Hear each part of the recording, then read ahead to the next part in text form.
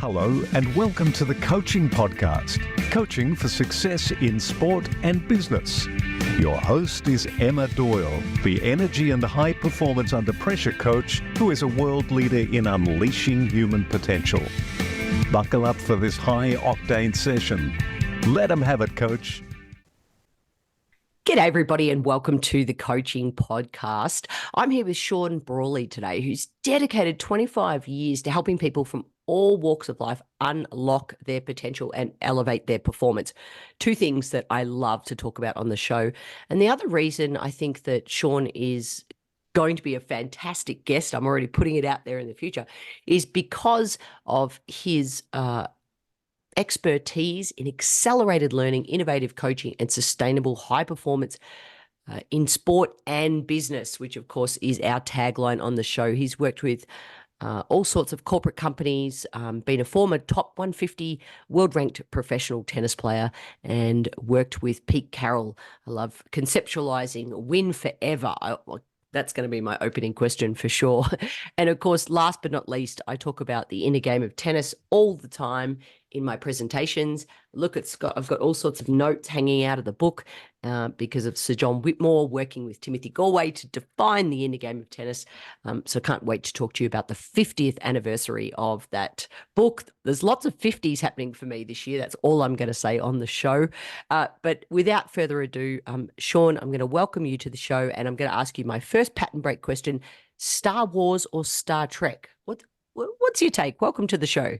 I like both of them. So if I had to choose one, I would have to say Star Wars. Star Wars. And the reason would be because of what I know that Joseph Campbell, who is somebody that I followed for many, many years and has been very influential in my life, he was behind the Star Wars scripts and storylines. And George Lucas said on on a number of different interviews that he doesn't think Star Wars would have happened without Joseph Campbell and the hero's journey motif, which this Star Wars followed pretty closely. Well, everybody, straight away, if you do not know the hero's journey, I read a presentation for Publicist, a virtual presentation. They were going through massive change, so I did it on the Change Odyssey, based on the hero's journey. It's got so many valuable coaching reflection questions when you unpack it. We've gone there already, which is super awesome.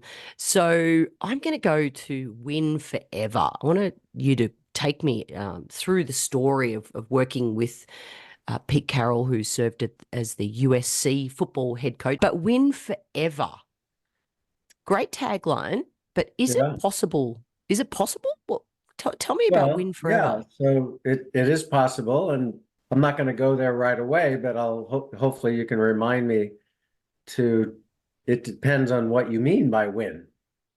And the inner game has a whole chapter on the meaning of competition where, win what? But I think that I would like to start with one of the most important things, one of the most helpful things after a number of years in business after the tour, I got back into tennis as a coach. And I called my old coach from USC, Dick Leach, and said, okay, this is my first day back in tennis. What do you think is important? And he said, without any doubt, you have to have a coaching philosophy. It doesn't even matter what the philosophy is per se, but you have to have one, and you have to be able to clearly explain it to the people you're working with. And that philosophy will have the focus and your why, and you can see whether you're being effective with that coaching philosophy. It's like a train track. And, if anybody doesn't know Dick Leach, he was the father of Ricky Leach, who won a number of Grand Slam doubles championships, and his son, John, was a four-time All-American at USC and is now married to Lindsay Davenport. So Dick, that was one of the most helpful things. And why do I start with that? Because 20 years later, literally almost exactly, I'm back. I got referred to Pete Carroll before he got the job at SC.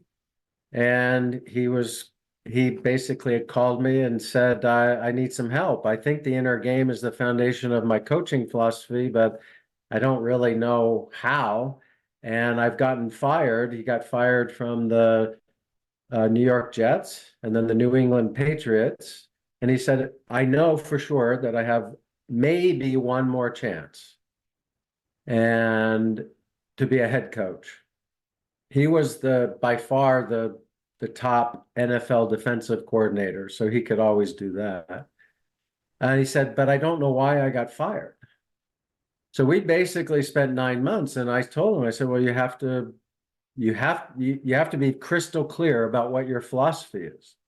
We literally spent 9 months, and he was writing paper. I still have the pages from what he typed out.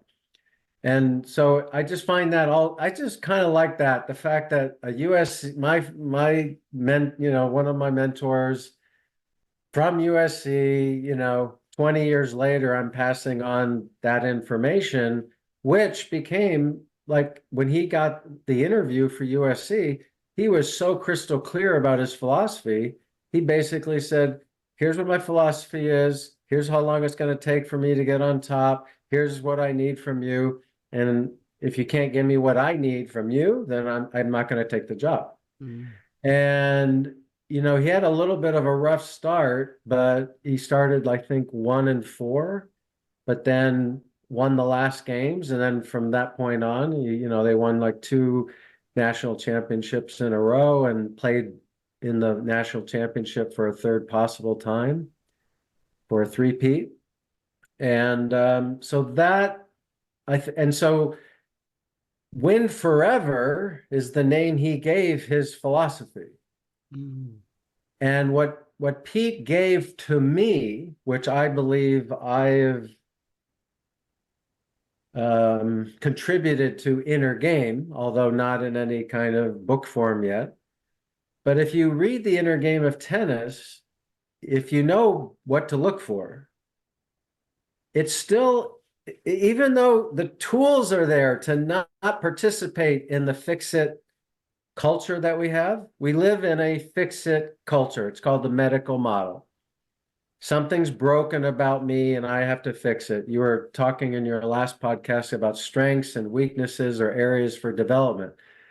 And it's like, we've just got this whole culture of seeing, looking for what somebody's doing wrong and giving instructions to fix those technical or behavioral flaws. And so Tim has the seeds for getting out of that. But if you actually look at the book, it's still within the medical model. He's still trying to help people fix stuff that, and so what Pete, the part of the Win Forever philosophy, which I found really helpful, is putting everything in a whole development philosophy. And so Win Forever is basically summing up for him would be being crystal clear about your coaching philosophy and understanding that this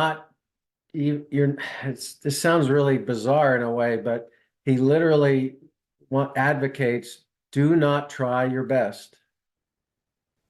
Because if you try hard to perform at your very best, you're going to tighten and not play your best. So it was the first thing I realized about. So that's when I started to think about Inner Game in a development program versus I could help anybody with their tennis and their golf, but it kind of was still, they were still part of this whole fix-it thing.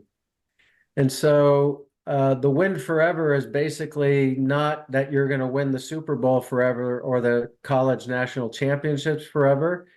It's that you have such a high excellence in your program that you give yourselves opportunity to win the big event.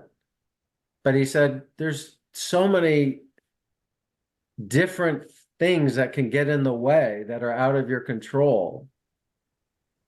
But in general, where he applied the inner game to the football, the main one was what I had kind of just alluded. Like if you heard his talks, he's the most competitive guy I've ever met on the planet Earth. And yet what he's telling his players is UCLA is not your rival. This is not a big game. Get that completely out of your system. This is not a big game. Every other team, we used to think that UCLA was our big rival and we're getting all pumped up, and it's the same thing. We got pumped up too much sometimes. Mm. And so his basic thing, which is going to lead later, if you end up asking one of the two questions that you said you were going to ask about, what's the one thing that I think can be disruptive for coaching? Go there now. Go for it. Well, so the part of the inner game that Pete got was like this part. And what he'd also say is trust your training. Don't try to play your best. Play normal. Now, think about this. Most competitive guy on the planet. When have you ever heard anybody say, just play normal? This isn't a big match. And so he had an eye of how, and this is the big contribution of the inner game, one of the big contributions, which is one of the first people to recognize that we all get in our own way. And that if you can reduce the self-interference, there's a lot of potential, there's a lot of talent and skill that is already there, that has been blocked, that will then now have the freedom to start coming out. And once that comes out, you get to see it and observe it. And then it becomes part of what you're doing. Like you see, you're, oh, wow, I'm hitting the best backhands I've ever hit. I guess I can do it. Or, wow, I used to miss every 3 or 4 shots and now I'm hitting 30, 40 balls in a row. I guess I'm not inconsistent. That starts to change the mindset and the identity of people when they start being normal and noticing that they're expressing themselves fully and performing well. Mm. And how that fits into the thing that you said, go for it, was, I don't know if you've heard of polyvagal theory. It's relatively new on the horizon, but it's been around for 25 years and it got its traction. Stephen Porges discovered it, got its traction in the trauma area. People, physicians and people working with people who have suffered early development trauma and PTSD from, the wars and stuff and abuse, mental, people who worked in that area, they saw the value of it, and it's just now starting to come out, and it turns what we what we used to know about our state of being and the optimal state for learning and performance, kind of turns it on its head, because the old version was we have a parasympathetic system, which is the rest and digest. And we have a sympathetic system, which was basically said to be the fight or flight system. And they were antagonistic. I used to speak about this all the time, and it's antagonistic. Turns out that's not the case. It's hierarchical per our brain regions. And so that you can actually be in your parasympathetic system and mobilize for action. And when you're in your parasympathetic system and mobilized for action, you end up with a state that allows for learning, exploration, discovery, flow states, which as soon as you hear that, that is real. You probably experienced it yourself. And this is the foundation for optimal learning and performance. And so it says that it's not antagonistic, that these two systems can actually work together. Well, for me, it gave me the plumbing for the inner game, for what I'd known and why the inner, what the inner game was, why it worked. And it was just like, wow, here's the plumbing, because, you know, relaxed focus is the number one, the mother skill of the inner game. And Tim mostly focuses on the focus part. But the relaxed part, which is relaxed in your body, that leads to the polyvagal theory. And if I, work with anybody, and it's the way I've been for the last 5 to 7 years, whether in sports or business, if I clearly see that they're tight, I'm going to help them learn how to experience what they're doing on a daily basis while relaxed. I'm going to help them get out of that chronic habit of being tight and stressed. You see this in tennis, the main easiest thing, especially with rec players, but I was a year ago at the WTA 500 in Stuttgart. I got to see very up close all they're tight. I mean, I saw more clearly than ever how all of them have the technical skills, and really what's going on are issues with the mental state, their mindset, and also their identity. It's really clear that, who they are on that court is getting in the way when they're playing somebody better than them. In what you've just said, based on one opening question that I threw in it, sort of second one, I had 10 different thoughts. And then I was thinking of which is the most valuable for me to share based on what you said, and happened last week where I asked somebody, a group of, I went back into tennis momentarily, and I was running a clinic and these women had signed up for the clinic because they want to win more. And so my opening question was, well, how do we win? And each of them gave me a list of parameters of things that they need to win. And I simply said, stop focusing on winning. And I said, I basically met one girl every 10 years where I said, you had to step up and win for Australia today, and she could do it. That's one every 10 years. I know that to be factual. And I can tell you exactly who those players were. And they had some pretty extreme circumstances. So their ability to compartmentalize was potentially off the dial compared to everybody else. So thank you for sharing so many just nuggets, the fix-it culture, trust your training, just play normal. How do we tap into the relaxed part and bring together the sympathetic and parasympathetic nervous systems to be able to trust was the word that I really like, to mobilize for action. So that is quite a disruptive idea. So I'm definitely going to check out the polyvagal.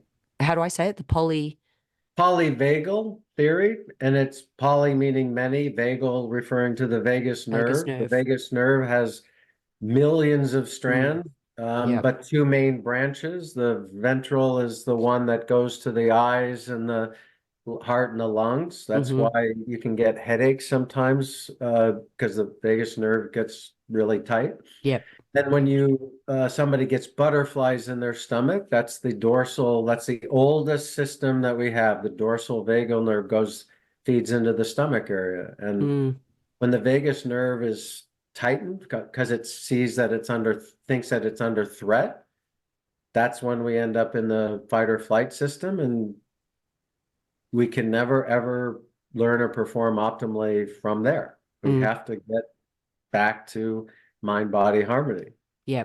We spoke about the inner game of tennis quite a lot already, but I've never had the chance to meet Timothy Galway. How did you get started in the inner game? And tell us a little bit how you've been able to impact the concepts within the inner game. And for those who don't know the inner game, maybe you could just share a brief synopsis. Sure. Yeah. The Inner Game of Tennis was written in 1974 by Timothy Galway.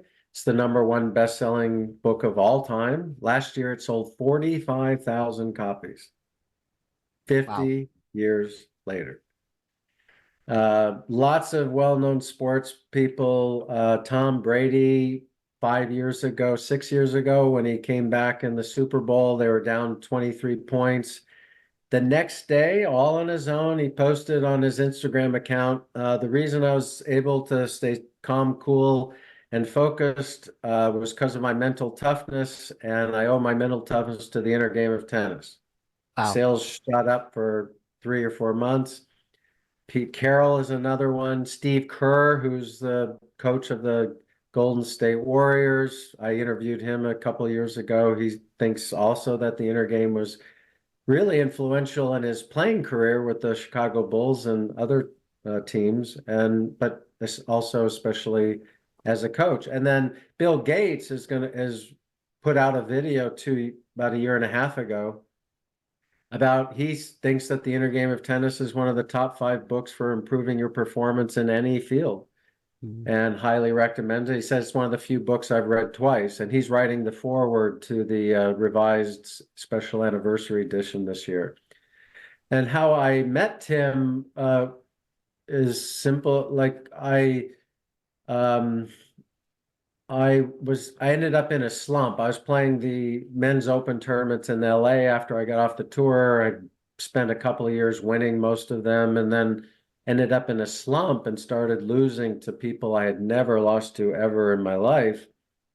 And my ego took such a hit, and I felt so bad and frustrated, and that I thought I gotta play out of this. I gotta figure this out. I entered a tournament in Northern Cal. I lived in Southern Cal. And I got the inner game and I read it and I won this tournament. And it was just like, I still remember how it just opened my mind to these different ideas that helped me to play more freely. And I beat some really good players up there. And so I wanted to meet him, and I tried everything I knew. I wrote the publisher, called on I could not for the life of me figure out how to get a hold of him. And then I decided to stop trying.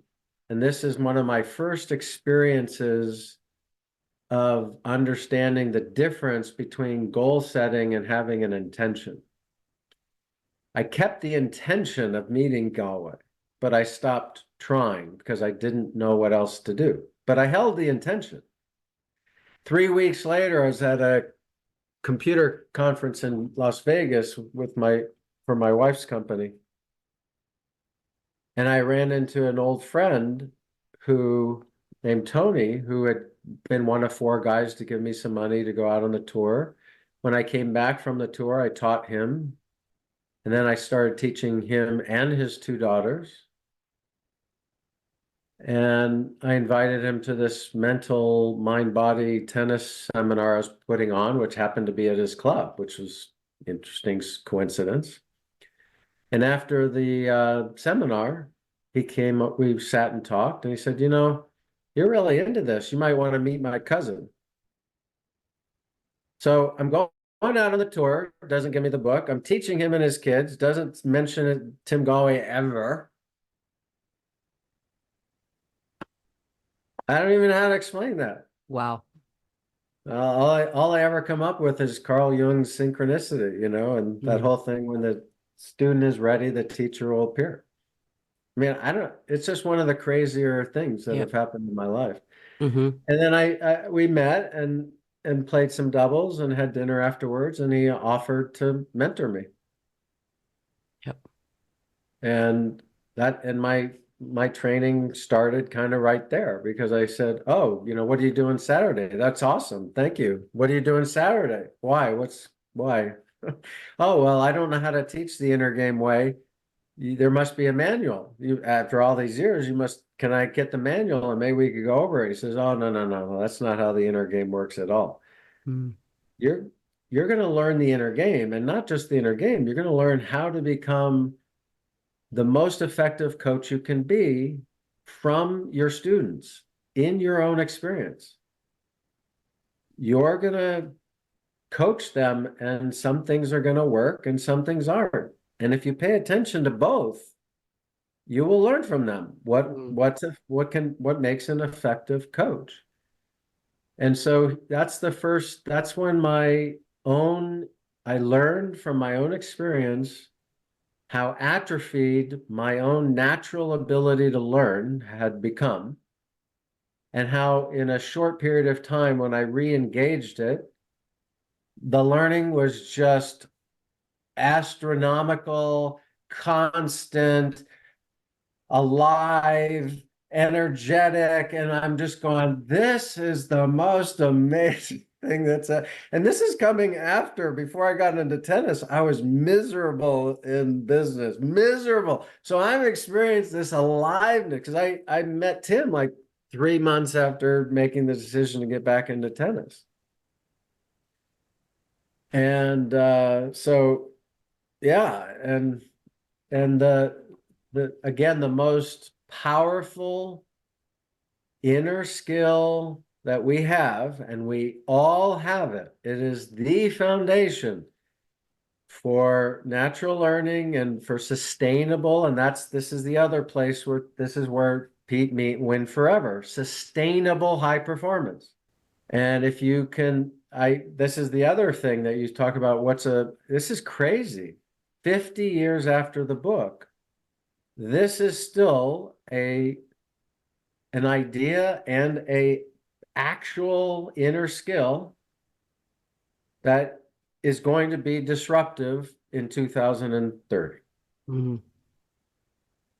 It's incredible to me that this is the most powerful resource that we all have, that if you re-engage it, learning happens effortlessly, easily, quickly, is enjoyable.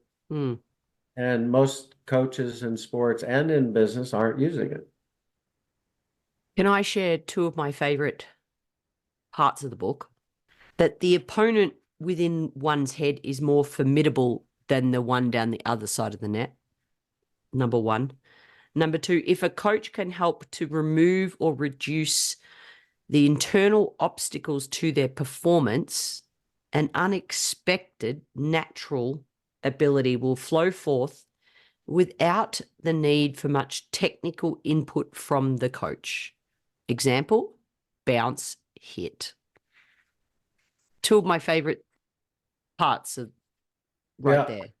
Yeah, this is part of these are two of the best golden nuggets of the inner game. This is the part where he's one of the first. I can't say he's the first. I don't actually know, and somebody could, but he's one of the first people to say, it's not just the top five, keys and the four pillars and there's this whole thing of, do you understand how people get in their own way, and can you help them reduce their interference? And if you do, then this natural thing does come out. Whatever is there will come out. Mm. So if a business coach is listening to this episode, what if they're saying, okay, Sean and Emma, this is great conversation, but how does that relate to me in business? Well, it can relate in a number of different ways. I mean, the last 10 years, almost every single senior executive I've coached is starting from a place of high stress and overwhelm and lack. These are things they've complained about: lack of work-life balance, their families giving them constant feedback that they're not there when they're there. Yep. And so this is where, I already know starting out, like if I can help them reduce the sense of stress, understand a few key factors of what is causing the internal state, how important the internal state is, start doing some things to reduce the stress and sense of overwhelm, and focus on one or two things that are critical that they've most likely been avoiding. So you can steal this if you want. I use what is the tennis ball? There are many, many examples of how the tennis ball is the most important thing.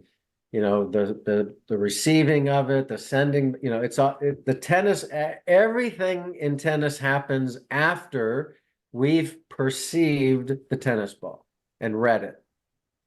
So I take them out on the court and I do some things with them about that, and they get it in their bodies. They understand these principles in their bodies, and then I take it and say, okay, so what's the tennis ball?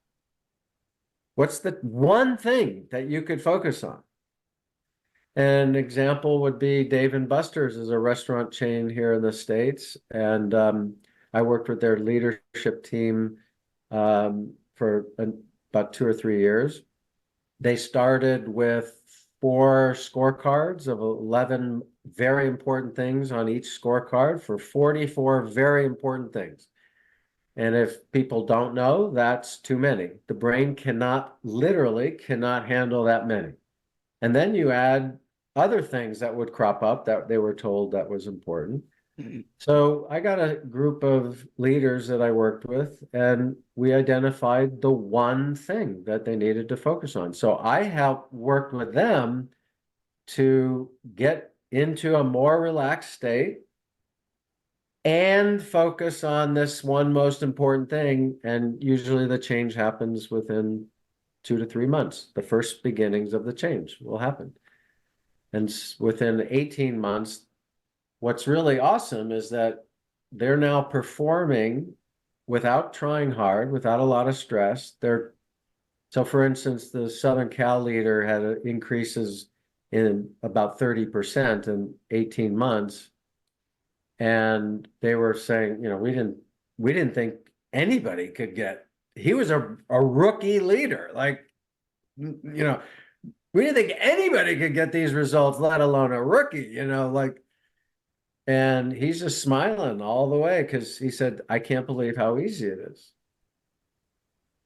And that's the same. Roger Federer 7 years ago when he won the Australian Open, down 3-1 in the 5th. I interviewed him about 3 months after the event. I think it was his 18th Grand Slam, and he was down 3-1 in the 5th and came back, won 5 straight games. I said, so how'd you do it? He said, I just focused on the ball.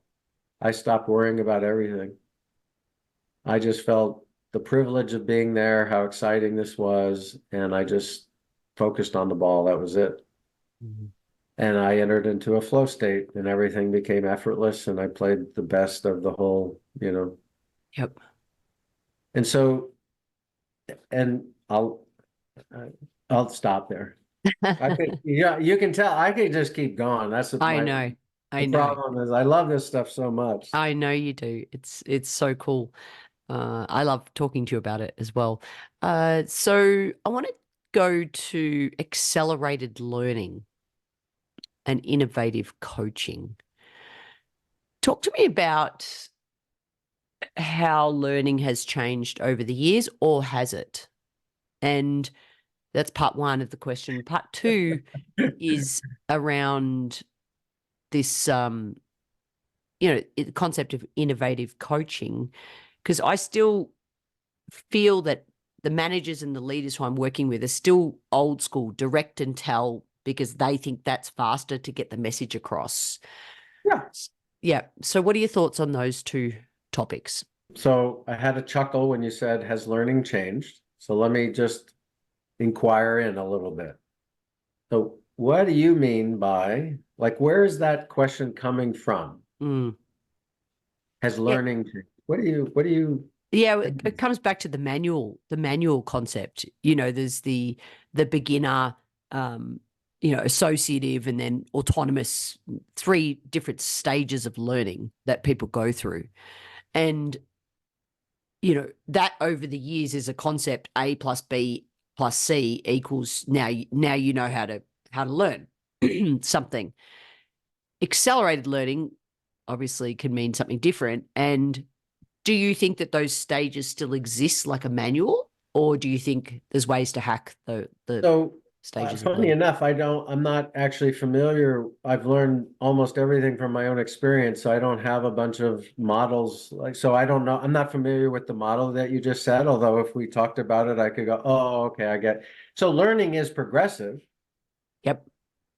but it can happen a lot faster. How long do you think it should take to teach a beginner who's never ever played tennis before or any racket sports? How long should it take them to learn how to play tennis?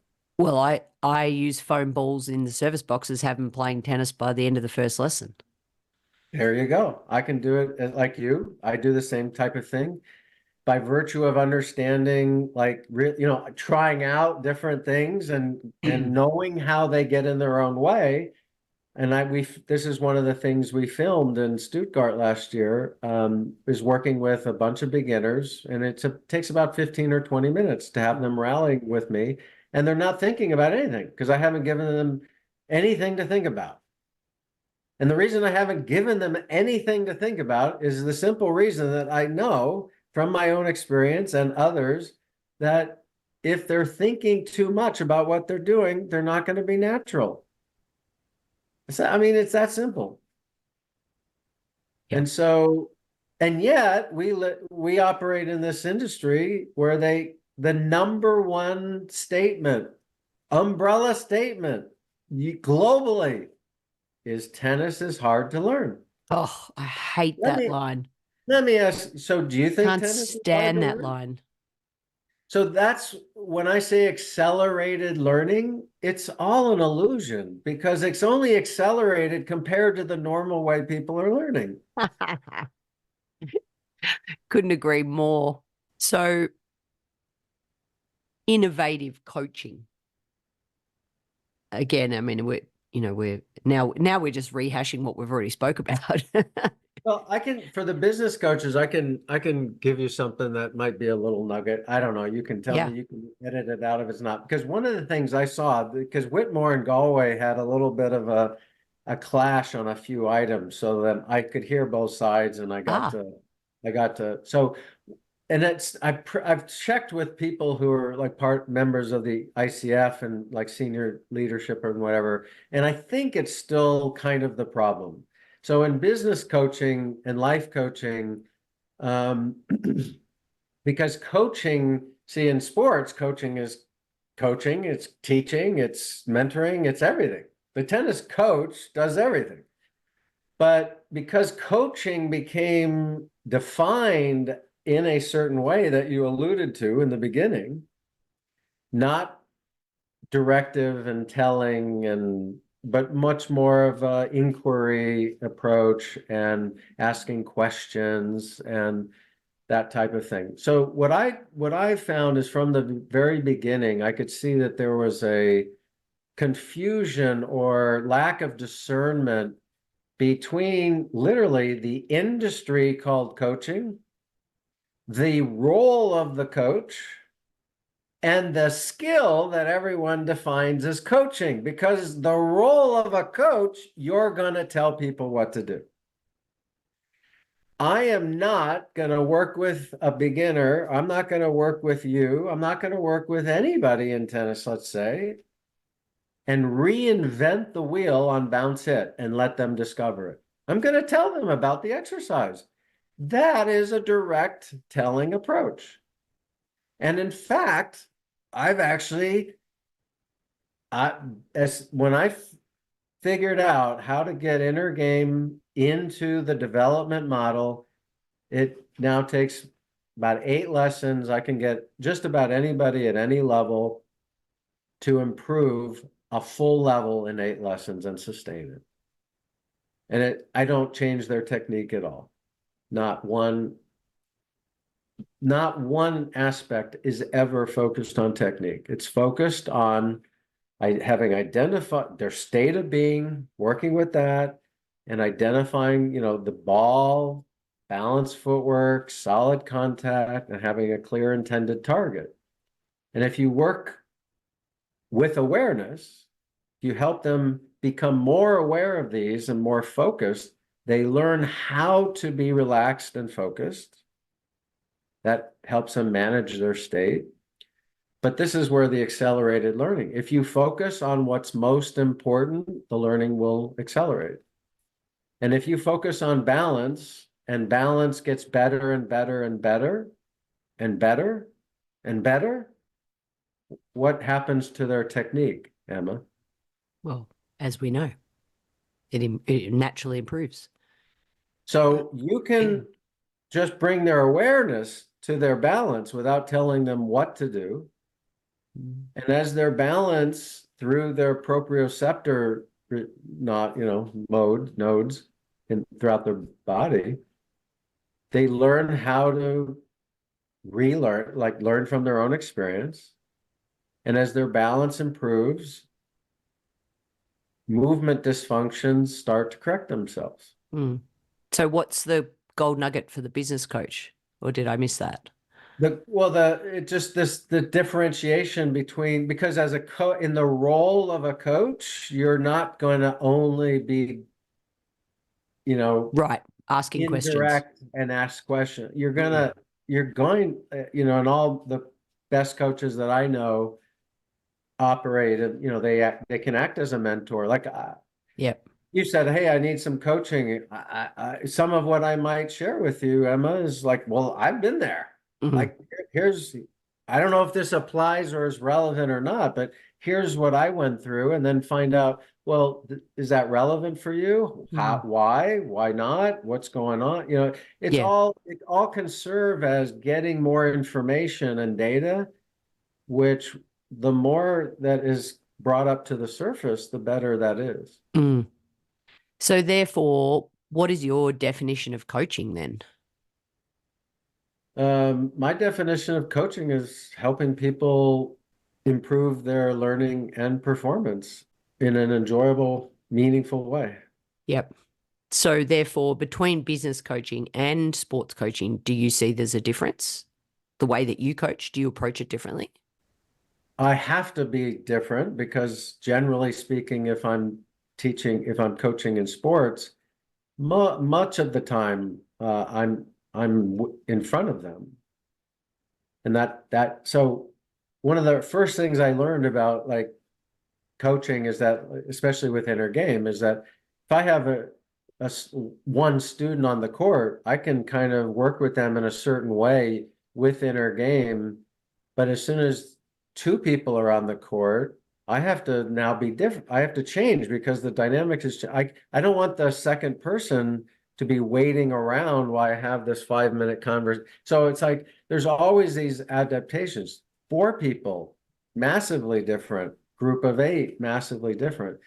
So the same is true for sports and business. In business, I'm rarely, now not the coaching workshops, I'm in front of them then usually, but if I'm coaching in, executive coaching one-on-one, it's usually like on a Zoom call, and that's different. But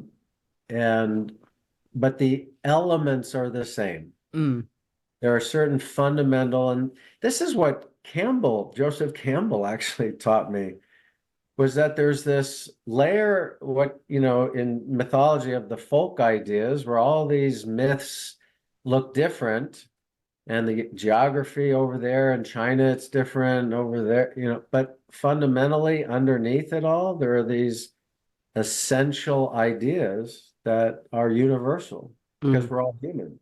Yep. I really don't want to cut the episode, but I have to, based on how long people listen. So in 1 to a maximum of 3 words, what makes a great coach? So there's 2 ways I could talk about this. First of all, I want to say I love the exercise just because it's a constraint. And so it really helped me like, wow, I like this. This is very cool. Thank you. On one side, it's what makes a great coach, meaning we know now that there are 3 things that make a great anything. Masterful coaching, deliberate practice, and you can call it commitment or grit or perseverance, but those 3 things. I don't think that's what you meant. I think what you mean is, okay, here's a coach sitting in front of, so I have to go with results. Like, I mean, it's it's kind of overlooked, but I mean, like, and if you gave me two words, consistent results. And so that would be one. It's pretty clear that caring.